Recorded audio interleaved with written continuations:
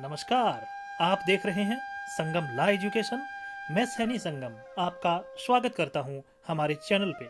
दोस्तों, आज फिर हाजिर हैं लेकर के राजस्थान पुलिस कांस्टेबल भर्ती से संबंधित पार्ट सी यानी महिलाओं एवं बच्चों के प्रति अपराध व कानून से संबंधित क्लास नंबर 5 लेकर के।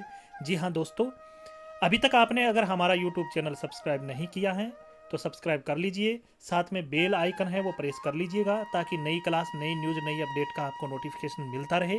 इसी के साथ अगर आपने पीछे की क्लासें नहीं ली हैं हमारी, तो आप इस वीडियो के डिस्क्रिप्शन में जाकर के क्लास वाइज लिंक दी गई हैं, उन पे क्लिक करके हमारी क्लास देख सकते हैं। तो आइए शुरू करते हैं आज की क्लास। हमारा आज का पहला प्रश्न, अनैतिक व्यापार निवारण अधिनियम के अंतर्गत विशेष पुलिस अधिकारी या दुर्व्यापार पुलिस अधिकारी बिना वारंट के किसी स्थान की तलाशी कब ले सकते हैं? जी हाँ दोस्तों, तो उसके लिए हमारा ऑप्शन स सही है, यानी ऑप्शन स, जब उनके साथ उस स्थान के 2 या 2 से अधिक सम्मानित व्यक्तियों जिनमें कम से कम एक महिला भी साथ हो, तो वो उस स्थान की तलाशी ले सकते हैं बिना वारंट के भी। तो हमारा ऑप्शन स इसमें सही हो जाएगा। अगला प्रश्न, मजिस्ट्रेट को पुलिस से या किसी अन्य व्यक्ति से सूचना मिलती है कि कोई घर, मकान, स्थान आदि सार्वजनिक स्थान के 200 मीटर के भीतर वेश्यावृत्ति के लिए प्रयोग किया जा रहा है, तो वह उस जगह के मालिक, किराएदार, एजेंट या जो उस स्थान की देखभाल कर रहा है उसे नोटिस देगा कि वह कितने दिन के अंदर जवाब दे कि क्यों न उस स्थान को अनैतिक काम के लिए प्रयोग किए जाने वाला घोषित किया जाए। यानी जो नोटिस दिया जाएगा उस नोटिस में समय सीमा दी जाएगी कि वो कितने दिन के अंदर उस नोटिस का जवाब दें। तो हमारा उत्तर होगा ऑप्शन नंबर 6 यानी 7 दिन। अगला प्रश्न, मानव तस्करी रोकथाम, सुरक्षा व पुनर्वास बिल 2018 से शॉर्ट में या संक्षेप में मानव तस्करी बिल 2018 भी बोलते हैं, यानी मानव तस्करी रोकथाम, सुरक्षा व पुनर्वास बिल 2018 महिला व बाल विकास मंत्रालय द्वारा 18 जुलाई 2018 को लोकसभा में यह बिल पेश हुआ, जो कब को एक सदन में पारित हो गया। यानी ये एक सदन में कब पारित हो गया था? तो इसका सही उत्तर है 26 जुलाई 2018 को यह एक सदन में पारित हो गया था। तो हमारा उत्तर होगा ऑप्शन ब। हमारा अगला प्रश्न, बालक एवं किशोर श्रम प्रतिषेध एवं विनियम अधिनियम 1986 की किस धारा के तहत 14 वर्ष तक की आयु वर्ग तक के बालक से किसी भी प्रकार का खतरनाक एवं गैर खतरनाक कार्य कराना संज्ञेय अपराध है?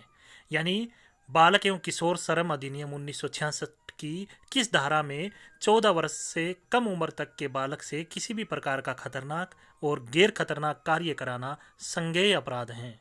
तो हमारा उत्तर होगा धारा 3 यानी ऑप्शन स। अगला प्रश्न, श्रम मंत्रालय में कौन बालक एवं किशोर श्रम प्रतिषेध एवं विनियम अधिनियम 1986 को लागू करने के लिए जिम्मेदार है? यानी श्रम मंत्रालय में कौन होगा जो बालक एवं किशोर श्रम अधिनियम 1986 को लागू करने के लिए जिम्मेदार हैं? तो इसके लिए ऑप्शन द सही है, औद्योगिक संबंध तंत्र यानी CIERM। तो हमारा ऑप्शन द सही हो जाएगा। अगला प्रश्न, CIRM मंत्रालय यानी औद्योगिक संबंध मंत्रालय, तो इसमें पूछा गया है कि CIRM से संबंधित तथ्य हैं यानी सुसंगत तथ्य कौन से हैं? तो पहला तथ्य यानी ऑप्शन ए है, CIRM मंत्रालय का संबंध कार्यालय है और इसे मुख्य श्रम आयुक्त यानी केंद्रीय CLC संगठन के नाम से भी जाना जाता है। तो ये सही है। ऑप्शन नंबर ब CIRM के प्रमुख आयुक्त यानी केंद्रीय हैं, ये भी सही है। इसके अतिरिक्त मौजूदा विनियमों के कार्यान्वयन की समीक्षा करने और कामकाजी बच्चों के कल्याण हेतु उपायों का सुझाव देने के लिए मंत्रालय के अंतर्गत केंद्रीय बाल श्रम सलाहकार बोर्ड भी गठित किया गया है। तो यह भी सही है, यानी इसका उत्तर हो जाएगा ऑप्शन द यानी उपयुक्त सभी, यानी सभी तथ्य जो हैं औद्योगिक संबंध तंत्र यानी CIRM मंत्रालय से संबंधित हैं। हमारा अगला प्रश्न, केंद्र सरकार द्वारा 1929 के बाल विवाह निषेध अधिनियम को निरस्त करके और उसके स्थान पर किस वर्ष में अधिक प्रगतिशील बाल विवाह निषेध अधिनियम लाया गया? यानी 1929 का जो बाल विवाह निषेध अधिनियम था उसको निरस्त करके नया प्रगतिशील बाल विवाह निषेध अधिनियम कब लाया गया? तो इसका सही उत्तर है ऑप्शन ब यानी 2006 में लाया गया। अगला प्रश्न, केंद्र सरकार द्वारा 1929 के बाल विवाह निषेध अधिनियम को निरस्त करके और उसके स्थान पर 2006 में एक अधिक प्रगतिशील बाल विवाह निषेध अधिनियम लाया गया जो किस वर्ष प्रभावी हुआ? यानी जो नया अधिनियम लाया गया था 2006 में वो प्रभावी किस वर्ष हुआ था? तो इसका सही उत्तर होगा ऑप्शन स यानी नवंबर 2007 में जो नया प्रगतिशील बाल विवाह निषेध अधिनियम लाया गया था वो प्रभावी हुआ था। तो हमारा उत्तर श हो जाएगा, नवंबर 2007। हमारा अगला प्रश्न, बाल विवाह निषेध अधिनियम 2006 के अंतर्गत जो कोई भी व्यक्ति 18 वर्ष से अधिक आयु का पुरुष वयस्क होते हुए बाल विवाह करेगा तो वह कठोर कारावास से, जिसकी अवधि खालिस्तान वर्ष तक की हो सकेगी, या जुर्माने अथवा दोनों से दंडनीय होगा। यानी ऐसा अपराध करने वाला व्यक्ति वह कितने वर्ष तक की सजा से दंडनीय होगा, यानी कितने वर्ष तक की सजा उसको दी जाएगी जो वयस्क पुरुष होते हुए भी बाल विवाह करेगा? तो सही उत्तर होगा ऑप्शन ए यानी 2 वर्ष तक की सजा का उसे प्रावधान है। अगला प्रश्न, बाल विवाह निषेध अधिनियम 2006 के अंतर्गत जो कोई भी व्यक्ति 18 वर्ष से अधिक आयु का पुरुष वयस्क होते हुए बाल विवाह करेगा वह कठोर कारावास से, जिसकी अवधि 2 वर्ष तक की हो सकेगी, या जुर्माने से जो कितने रुपए तक का हो सकेगा अथवा दोनों से दंडनीय है। तो पिछले प्रश्न में हमने पढ़ा कि विवाह निषेध अधिनियम 2006 के अंतर्गत कोई वयस्क व्यक्ति जो 18 वर्ष से अधिक आयु का होगा वह बाल विवाह करेगा तो उसे 2 वर्ष तक की सजा हो सकेगी। लेकिन इस प्रश्न में पूछा है कि उसे जुर्माना कितना अदा करना पड़ेगा, यानी कितने रुपए तक का जुर्माना हो सकता है उसको। तो हमारा सही उत्तर है ऑप्शन द यानी 1 लाख रुपए तक का उसे जुर्माना होगा, और दोनों भी हो सकते हैं, जुर्माना और सजा दोनों भी मिल सकती हैं। तो हमारा सही उत्तर होगा ऑप्शन द यानी 1 लाख रुपए तक। हमारा अगला प्रश्न, बाल विवाह में उपस्थित होना या भाग लेना सम्मिलित है कठोर कारावास से, जिसकी अवधि 2 वर्ष तक की हो सकेगी, दंडनीय होगा, और जुर्माने से भी जो 1 लाख रुपए तक का हो सकेगा दंडनीय होगा, परंतु कोई स्त्री कारावास से दंडनीय होगी। तो ऑप्शन यानी कोई व्यक्ति जो बाल विवाह में उपस्थित होगा या भाग लेगा वह कठोर कारावास जिसकी अवधि 2 वर्ष तक होगी से दंडनीय होगा, और उसे जुर्माना भी यानी 1 लाख रुपए तक जुर्माना भी भरना पड़ सकता है, या दोनों भी उसे हो सकता है। लेकिन क्या कोई स्त्री कारावास से दंडनीय होगी, यानी ऐसे अपराध में कोई महिला को दंड मिलेगा, सजा मिलेगी कारावास की? तो ऑप्शन है ए 2 वर्ष 1 लाख रुपए जुर्माने अथवा दोनों, या ऑप्शन ब 1 वर्ष 50,000 रुपए अथवा दोनों। ऑप्शन स स्त्री कारावास से दंडनीय नहीं होगी। तो हमारा सही उत्तर होगा ऑप्शन स कोई भी स्त्री कारावास से दंडनीय नहीं होगी। हमारा अगला प्रश्न, यौन शोषण से बच्चों की सुरक्षा का अधिनियम 2012 यानी पोक्सो एक्ट 2012 कब से लागू किया गया? यानी जो पोक्सो एक्ट जो है वो कब लागू किया गया? तो हमारा सही उत्तर है ऑप्शन ब, यानी 14 नवंबर 2012 को पोक्सो एक्ट लागू किया गया था। तो हमारा ऑप्शन ब सही हो जाएगा। हमारा अगला प्रश्न, यौन शोषण से बच्चों की सुरक्षा का अधिनियम 2012 यानी पोक्सो एक्ट 2012 की प्रवेशन लैंगिक हमला धारा 3 व धारा 4 में कम से कम कितने वर्ष के कारावास से लेकर आजीवन कारावास तक सजा व जुर्माने का भी प्रावधान है। यानी पोक्सो एक्ट 2012 की धारा 3 व 4 में कम से कम कितने वर्ष तक की सजा का प्रावधान है, जो आजीवन कारावास तक होता है। तो कम से कम उसमें हमारा ऑप्शन सही होगा, 7 वर्ष तक की सजा का प्रावधान है और अधिकतम आजीवन कारावास है।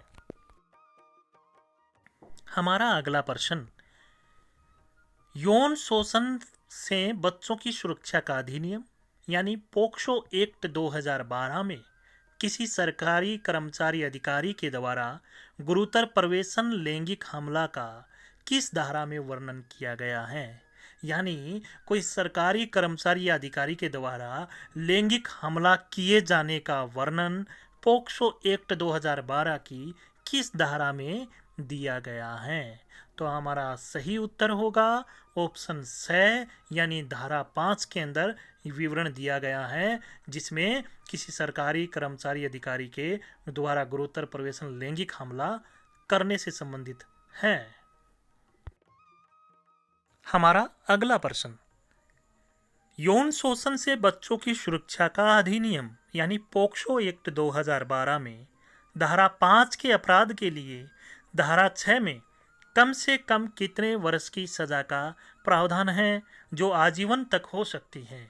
यानी पोक्सो एक्ट 2012 की धारा 5 के अंदर वर्णित अपराध के लिए धारा 6 के अंदर उसकी सजा का प्रावधान दिया गया है। यानी पोक्सो एक्ट की धारा 5 के अनुसार जो अपराध होगा उसकी सजा का प्रावधान पोक्सो एक्ट की धारा 6 में दिया गया है, जो कम से कम कितने वर्ष की होगी। अधिकतम वो आजीवन कारावास की हो सकेगी, लेकिन कम से कम कितनी होगी, 10 वर्ष। यानी ऑप्शन द सही होगा। पोक्सो एक्ट की धारा 5 के लिए किए गए अपराध में धारा 6 के अनुसार कम से कम 10 वर्ष की सजा और अधिकतम आजीवन कारावास तक की सजा का प्रावधान है। अगला प्रश्न, यौन शोषण से बच्चों की सुरक्षा का अधिनियम यानी पोक्सो एक्ट 2012 में लैंगिक हास्य से ऐसा कोई अन्य कार्य करता है जिसमें प्रवेशन किए बिना शारीरिक अंतःग्रस्त होता है, लैंगिक हमला करता है, किस धारा में वर्णन है? यानी इस प्रकार के लैंगिक हमले का वर्णन पोक्सो एक्ट 2012 की कौन सी धारा में दिया गया है? तो हमारा सही उत्तर होगा ऑप्शन स, यानी धारा 7 के अंदर यह विवरण दिया गया है।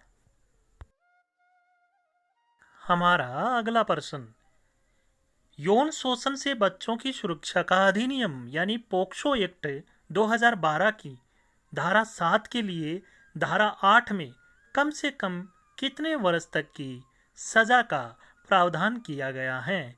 यानी पोक्सो एक्ट 2012 की धारा 7 में जो अपराधों का वर्णन किया गया है, उन अपराधों के लिए पोक्सो एक्ट 2012 की धारा 8 में सजा का प्रावधान है, जो कम से कम कितने वर्ष हैं? तो हमारा उत्तर होगा ऑप्शन ब, यानी 3 वर्ष तक की सजा का प्रावधान है कम से कम। हमारा अगला प्रश्न, यौन शोषण से बच्चों की सुरक्षा का अधिनियम यानी पोक्सो एक्ट 2012 की धारा 7 के लिए धारा 8 में कम से कम 3 वर्ष तक सजा व अधिकतम कितने वर्ष तक की सजा का प्रावधान किया गया है? यानी पोक्सो एक्ट 2012 की धारा 7 के लिए जो अपराध हैं, उन अपराधों के लिए धारा 8 में जो सजा दी गई है वो कम से कम तो 3 वर्ष हैं, लेकिन अधिकतम कितने वर्ष तक की सजा का प्रावधान है? तो हमारा ऑप्शन स सही होगा, यानी अधिकतम 5 वर्ष तक की सजा का प्रावधान है पोक्सो एक्ट 2012 की धारा 7 के लिए धारा 8 में। हमारा अगला प्रश्न, यौन शोषण से बच्चों की सुरक्षा अधिनियम यानी पोक्सो एक्ट 2012 की धारा 11 में वर्णित हैं, यानी पोक्सो एक्ट 2012 की धारा 11 में वर्णित हैं, इनमें से यानी ऑप्शन दिए गए हैं, इनमें से क्या क्या पोक्सो एक्ट 2012 की धारा 11 में वर्णित हैं? तो ऑप्शन ए में दिया गया है कि कोई शब्द कहता है या कोई ध्वनि या कोई अंग विक्षेप करता है या कोई वस्तु या शरीर का भाग इस आशय के साथ प्रदर्शित करता है कि बालक द्वारा ऐसा शब्द या ध्वनि सुनी जाएगी या ऐसा अंग विक्षेप या वस्तु या शरीर का भाग देखा जाएगा, या ऑप्शन बी, किसी बालक को उसके शरीर या उसके शरीर का कोई अंग प्रदर्शित करता है जिससे उसको व्यक्ति या किसी अन्य व्यक्ति द्वारा देखा जा सके, या फिर अश्लील प्रयोजनों के लिए किसी प्रारूप या मीडिया में किसी बालक का कोई वस्तु दिखाता है या अश्लील प्रयोजनों के लिए बच्चों का इस्तेमाल करता है। इनमें से जो हमने ऑप्शन में पढ़ा है क्या क्या धारा 11 में वर्णित हैं? तो हमारा उत्तर होगा ऑप्शन द, यानी ए, ब और श, तीनों ऑप्शन में जो दिया गया है वो सभी धारा 11 में वर्णित हैं। तो हमारा सही उत्तर हो जाएगा ऑप्शन द। हमारा आज का आखिरी प्रश्न, यौन शोषण से बच्चों की सुरक्षा का अधिनियम यानी पोक्सो एक्ट 2012 में लैंगिक उत्पीड़न के लिए दंड जो कि धारा 12 में है, जो कोई किसी बालक पर लैंगिक उत्पीड़न करेगा वह दोनों में किसी भांति के कारावास से जिसकी अवधि कितने वर्ष तक हो सकेगी दंडित किया जाएगा और जुर्माना से भी दंडनीय होगा, यानी कारावास और जुर्माना दोनों से भी दंडनीय हो सकता है। तो इस प्रश्न में पूछा है ऐसे व्यक्ति को कितने वर्ष तक की सजा का प्रावधान है? तो सही उत्तर होगा ऑप्शन ब, यानी 3 वर्ष तक की सजा का प्रावधान है। जी हाँ दोस्तों, ये थी हमारी आज की क्लास नंबर 5। तो दोस्तों आपको हमारी क्लासें कैसी लग रही हैं इस बारे में कमेंट करके जरूर बताइएगा। आप हमारे साथ जुड़े रहे हो, आगे भी जुड़े रहोगे, इसी उम्मीद के साथ आपको बहुत बहुत धन्यवाद। आपसे एक रिक्वेस्ट और है कि आप हमारे इस चैनल को, हमारी इन क्लासों को अधिक से अधिक शेयर करें ताकि ज़रूरतमंद अभ्यर्थी तक हमारी ये क्लासें पहुँचे। तो दोस्तों आपका प्यार बना रहे, इसी के साथ मैं सैनी संगम आपसे इजाज़त लेता हूँ। नमस्कार।